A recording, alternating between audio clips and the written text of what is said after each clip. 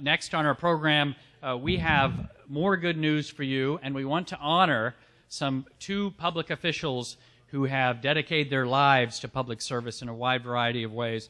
Public officials who deserve recognition and support and honors, and who it is an honor to work with and collaborate with. The first of those is your Commissioner of the Department of Health and Senior Services, Mary O'Dowd. We're honoring Mary O'Dowd. Thank you very much. Give her a round of applause. And the second is the Commissioner of the Department of Human Services, who's coming in the back of the room. Thank you for Commissioner joining us. Your timing is excellent. Excellent. Thank you so much. Commissioner Jennifer Valez of the Department of Human Services. These two departments are critical to all of you and really to everyone in New Jersey. If you have health care needs in New Jersey, you should thank these two commissioners for making health care better, safer, and more efficient in New Jersey. Commissioners O'Dowd and Valez are truly keeping the promise of public service by improving health care quality. The Department of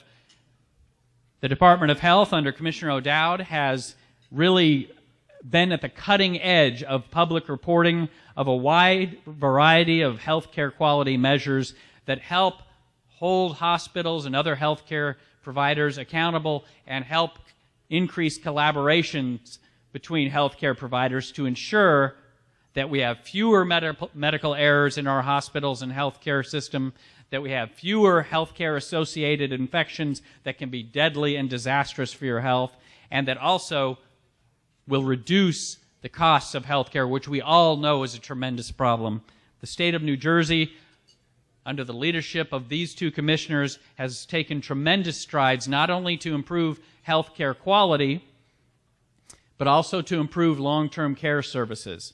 As you have heard alluded to earlier today, and you will hear more about very soon, the state of New Jersey is on the cutting edge of improving access to home-based long-term health care services, because we know that AARP members want to stay in their homes and communities where they can thrive and survive and live with that just little extra bit of support they need, because the last place they want to go is to a nursing home until they really, truly need it.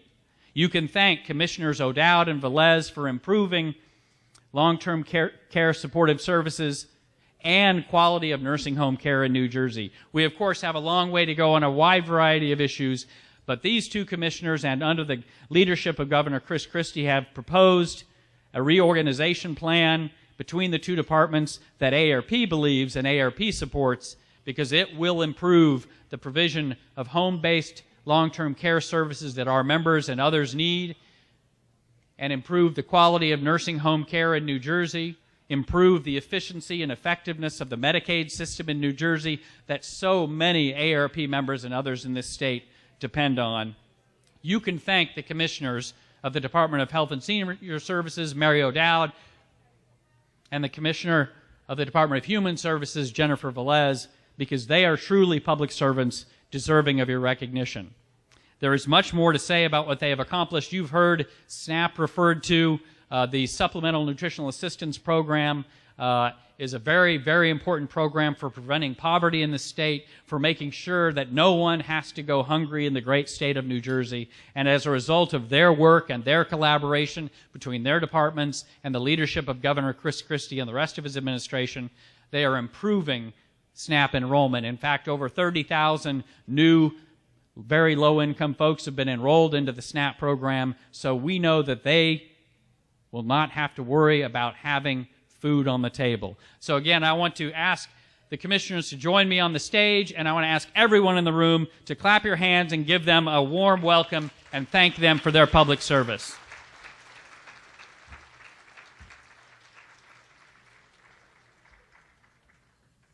Now, before they speak, we want to present them. Come on up with these two plaques. And Dave Mullen, could you join us on the stage as well?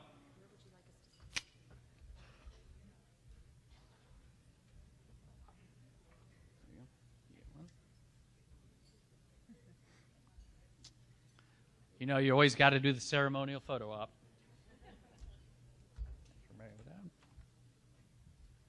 you need to swap them. There you go. Again, we want to thank all of you for joining us today. We want to thank these commissioners because they are improving your healthcare quality. They are improving the efficiency of the healthcare system, and they are working every single day with all the members of their departments and representatives of the Christie administration to improve long-term care services, which are a top priority for AARP. So please, again, give them a round of applause and thank you. Thank you, Dave. Thank you for joining us. Next, I'd like to ask for comments from the commissioners. Commissioner O'Dowd, if you'd like to make comments first. Again, thank you so much for joining us. It's a pleasure having you here today. Thank you so much, Doug. And thank you really to AARP. I just want you to know when I joined the Department of Health and Senior Services back in 2008, I think it was the very first week on the job, Doug and I had a meeting, and he displayed the advocacy that we have been talking about so much today in terms of outlining for me, my first week on the job, here are the list of 10 things that we would like you to work on while you're here at the Department of Health and Senior Services. And I'm so happy to say that so many of those things have been accomplished and were highlighted on the video that we just heard. I really just want to say thank you so much for the recognition that you're sharing with me today, but I really want to accept this award on behalf of the Department of Health and Senior Services, because it is the agency and the leaders that have been there for so long that have really dedicated their entire lives to improving the welfare and the life of our seniors in the state of New Jersey. And two of those people are here today that I just like to recognize: Kathy Mason, who's also wearing white, and Nancy Day. And as I talk about some of the things that, are so important to all of us, it's really their hard work that made them really happen. I also want to thank Governor Chris Christie, because one of the things that he has done over the last 2 years is to really focus on how the entire state can work smarter and more effectively together. And Commissioner Valez and I have known each other for a long time, and we have never worked so closely together on things like improving home and community-based care for our seniors, and also on the project we talked about in terms of coordinating our pharmaceutical benefits program with our nutrition program to make sure that every senior that's eligible has access to that nutritious food. One of the things that I just wanted to highlight a little bit more, we've talked about PAD and Senior Gold. This program was established in 1975, if not the first program in the country to provide pharmaceutical assistance to the aged and disabled in the state of New Jersey. And it wasn't until, I think, 2006 or so, where Medicare Part D was passed into law on the federal level, that the federal government finally caught up with New Jersey. And when PAD and Senior Gold started way back in the 70s, it was serving about 22,000 individuals. Today, it serves 165,000 people in the state of New Jersey. And so that is a huge portion of our population. And not only is it a pharmaceutical program, but as we've talked about today, we have harnessed the information that we have available in that pharmaceutical program to make sure that it automatically enrolls those people that are eligible for nutrition programs into those programs. And it's through the hard work of these people here today that they have found a way not only to do it as a one-time project, to make sure it is an ongoing initiative, so that as new people are enrolled in the program, they are automatically enrolled in nutrition programs as well. Because we know and understand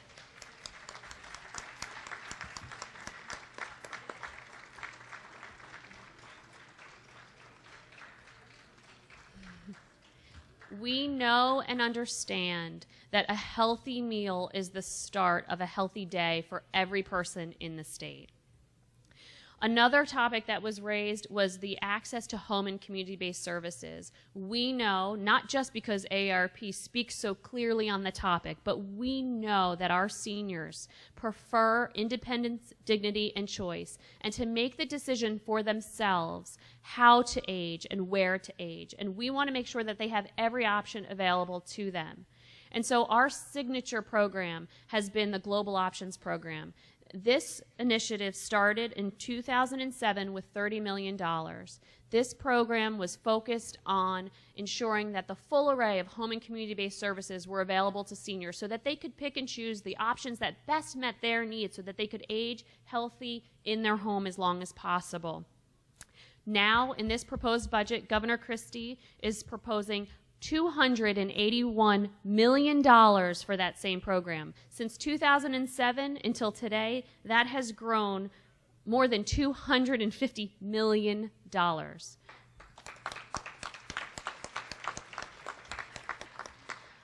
And this is one of the key initiatives that Governor Christie has focused in on. And it is through his leadership and his vision that he has seen both Commissioner Valez and I working together, and really that the future to really build upon this is through this reorganization of state government and through the comprehensive Medicaid waiver, working collaboratively with the federal government. And I'm very excited to see Commissioner Valez take the lead on this into the future. I think there is so much more opportunity that we can build upon, and it is very, very exciting, and we know that it'll better serve our residents here in the state of New Jersey. Another program that we have focused very carefully on is improving the health of our seniors. We know that so many people in the state of New Jersey, in particular our senior population, struggle with managing chronic diseases. And one of the programs that we have focused our efforts on is the Take Control of Your Health. This is an initiative that we started in 2006, and today is now offered in all 21 counties across the state of New Jersey, providing services to over 3,000 people. This is a program that helps individuals learn how to better reduce their health distress, increase their self-sufficiency, improve their levels of fatigue or reduce them, better communicate with their healthcare providers so that they can get better care, and reduce the number of doctor and hospital visits. We know that individuals want to take control of their health and better manage their day-to-day lives, and this is one of the ways that we help give them the tools to do that. And so we're excited to see that that program continue and live on throughout the entire state of New Jersey.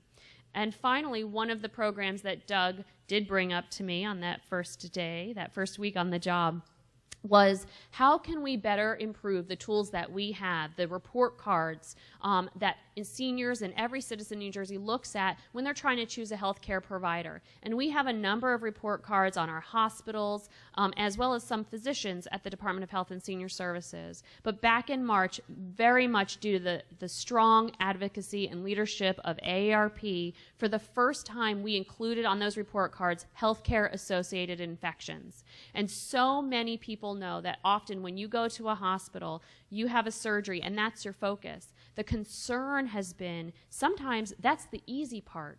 And the infection that occurs while you're there becomes the much harder thing to recover from.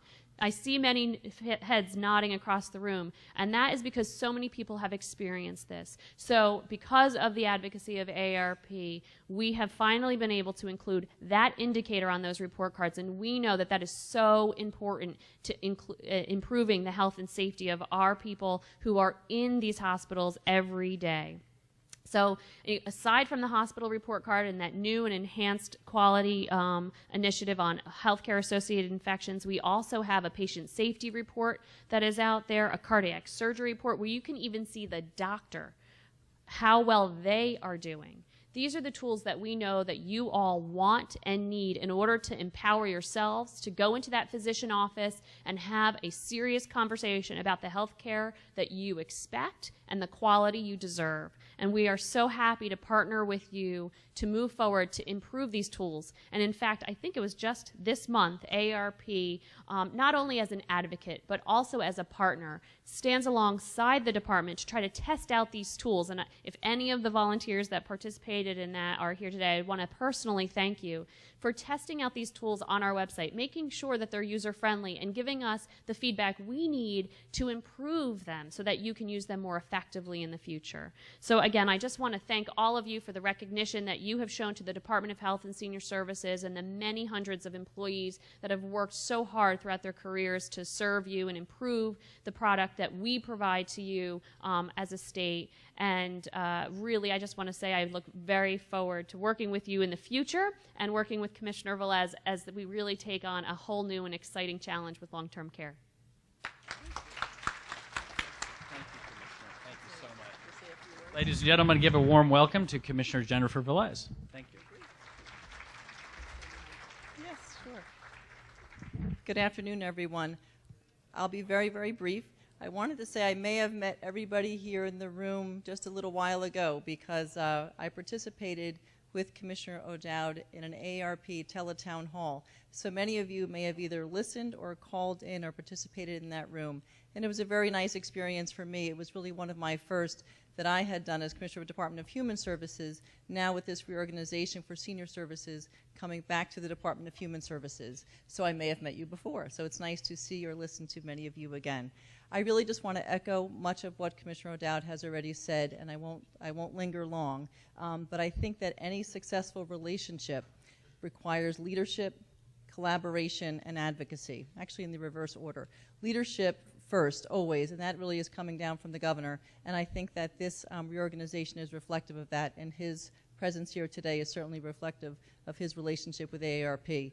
It certainly requires advocacy, and AARP is a staunch advocate for everything that they believe in, and we believe in as well in state government, both at Health and Senior Services and at Human Services, and partnership. And that's what today really is all about, to celebrate that partnership and to extend all of our relationship together. This is new for me. AARP is a relatively new advocate to me. I'm thrilled that we have the opportunity to do the PAD and the SNAP match, and I'm very happy that Commissioner O'Dowd rightfully recognized Kathy Mason and Nancy Day. Lowell Laurier is also here as Deputy Commissioner of the Department.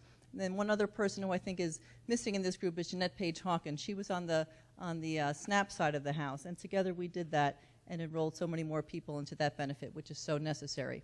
So thank you very much. I'll be quick because I think you're looking forward to a terrific speaker coming your way. Thank you for this award, and I very much look forward to continuing to work with AARP as a very valued partner on behalf of New Jersey. Thank you. Thank you, Commissioners. It's a pleasure to have you here. The governor will be here in 5 minutes. Sure, if you want to. It's up to you. If you want to. Next, I'd like to introduce the State President of AARP. Dave Mullen is the State President of AARP. He was just inaugurated recently. Everyone, please give him a warm round of applause and a welcome as he provides the introduction for the Honorable Christopher Christie, Governor of the State of New Jersey. Thank you, Doug. I was going to say I'm going to be short, but you can see that. This is it. They should put a milk box back here. You saw in the video and in what Jim had to say what AARP's not-so-secret weapon is. It's us. It's the volunteers and the members. We all know that AARP is enthusiastically political, but strictly nonpartisan. AARP does not contribute one dime to any candidates for any political office. We don't support or oppose any candidates. We don't participate in any political action committees or PACs. And yet Fortune magazine identified AARP as the nation's most powerful lobbying organization. Now, when you read the papers, the impression you get is that the way you get political power is through funding. You contribute. So how do we get our power if we don't contribute? The answer is easy for us. The answer is you and me. Let's look at a couple of things that have happened because we've met here in Trenton on previous days at the Capitol. In 2002, we marched to support the passing of the telemarketing do not call law that you've heard about, and we got it passed. In 2010, as you saw in the video, Governor Christie announced that he was rescinding the increases in the costs to PAAD and Senior Gold members for their drugs, and we were able to get that passed. Those are wonderful achievements that we should all be proud of. So we've invited leaders to come here today and thank them for what they've done for us, as you've seen. But being AARP, you know we also want to remind them that there's more to be done to keep the promise. So let me mention one or two things. One thing is consumer protection laws. New Jersey has some of the best consumer protection laws in the U.S., and again, a lot of that is because of us. Remember what it was like before we got the do not call law passed. And by the way, if you get calls, I still get calls, and I turn them in. If you go to the website of the Division of Consumer Affairs, there's a complaint form, and I've gotten calls from vendors who have been approached by the Department of Consumer Affairs, and they stopped doing it because of our law. It's very effective. I wouldn't say I enjoy doing it, but I'm very careful to do it. We didn't do all that work to get that law passed and then not use it. Imagine if the Predatory Lending Protection Act wasn't there to protect us from exorbitant interest rates. And as you know, we fought long and hard to get these laws passed. So we are calling on our state legislators to oppose the administration's waiver regulations, which can significantly reduce consumer protections. And we are confident that if the legislature does not pass acts rescinding those waivers, that the courts will support the rescinding of the waivers. We want to thank Assemblyman Moriarty, who you'll hear from later today, for sponsoring legislation in the Assembly to do just that. And I'm happy to report that Senator Greenstein, is she here yet? No. She will be here later. She has announced that she will support a very similar law in the Senate, and we will get that passed and get those consumer protections back to where they need to be.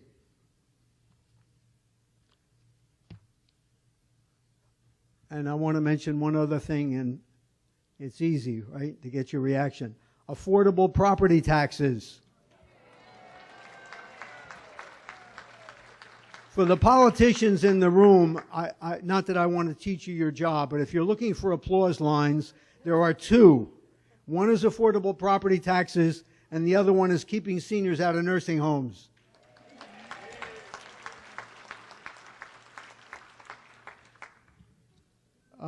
We are very happy, as Jim said, that the homestead rebate and the senior property tax freeze have been put back into effect by the governor and his administration, but the property tax credit is not fully funded. We have a disagreement with the administration about that. It is now funded to a level, I think Jim said to you, $540. It was funded previously up to $1,200, and we are working to get it put back to the full $1,200.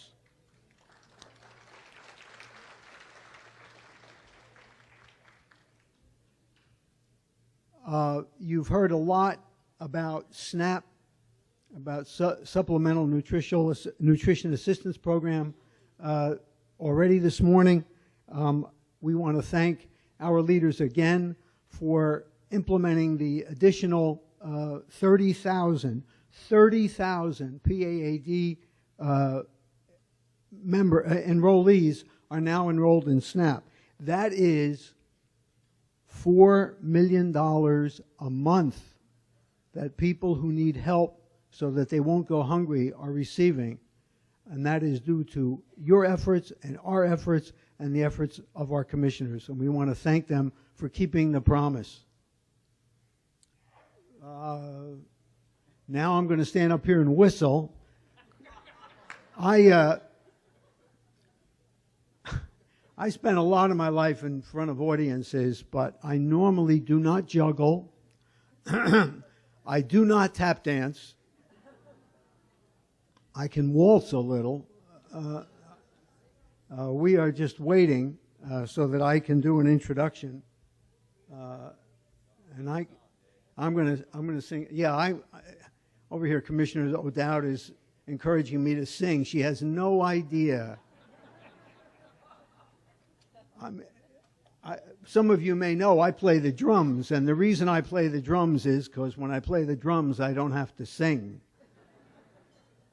I let my drums do the talking. Now, if you guys could wheel out a set of drums, I could play for half an hour.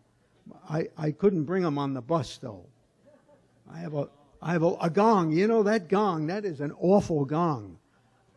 I think what we should do is threaten our legislative leaders that if they don't pass the laws we want, we're going to ring that gong in their offices.